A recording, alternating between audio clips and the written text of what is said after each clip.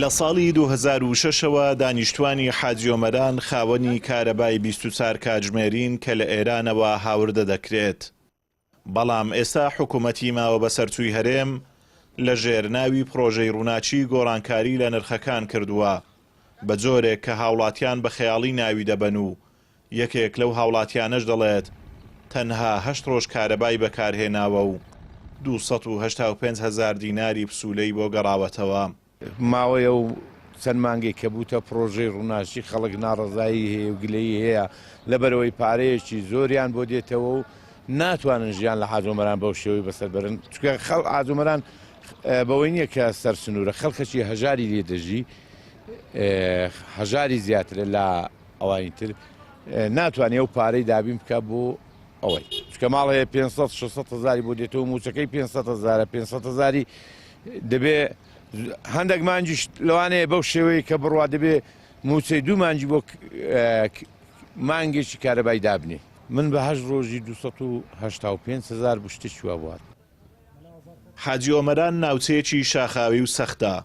زیاتر لە 7 مانجی ساڵ زستان و سەرما و بەفرە. لەم ناوچەیەدا بەهۆی نەبوونی نەوتی سپی کارەبا بە ناچاری لەلایەن هاوڵاتیانەوە بووەتە ئامرازێکی مانەوە و خۆگەرمکردنەوە. تەنانەت لە مانجی تەمووزدا کە گەرمترین وەرزی ساڵە بەهۆی ساردی کەش و هەواوە هاوڵاتیان ناچارن بۆیلەر دابگیرسێنن. حکوومەتیش بێ گوێدانە ئەم بارودۆخە جوگرافیایە و پێویستی سەرەکی خەڵک گرانترین نرخ بەسەر ساردترین ناوچەدا دەسەپێنێت. ئێرە 8 مانگان ئەستانە. ئەلحان گیزە لێرە حەڵال حازری 4 فەسڵی ساڵی گیزە لێرە ئیش دەکا.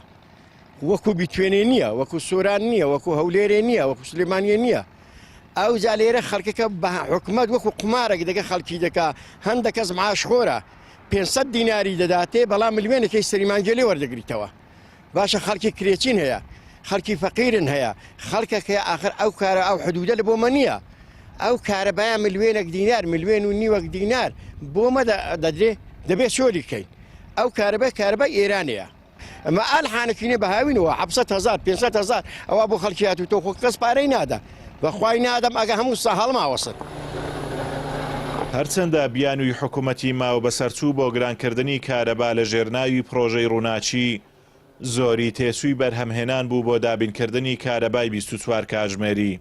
بەڵام دانیشتوانی حاجیۆمەران دەڵێن بیانوەکەی حکوومەت لێرە بنەمایەکی ئەوتۆی نییە چونکە کارەباکە هەمان ئەو کارەبایە کە لە ساڵی 2006ەوە لە ئێرانەوە هاتووە و تێچووەکەی گۆڕانکاریەکی ئەوتۆی بەسەردانە هاتووە.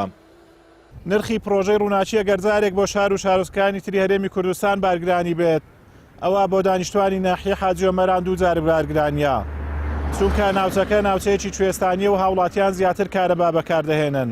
ئەمە شواکە مانگانە بڕێکی زۆر لە کرێی کارەبایان بۆ بێتەوە. ئەمەش هاوڵاتیانی ناحیە حاجیۆمەرانی نیگەران کردووە و داوا دەکەن نرخەکەی کەم بکرێتەوە. ئازادۆمەراوی کەناڵی ئاسمانی پەیام ناحیەی حاجیۆمەران.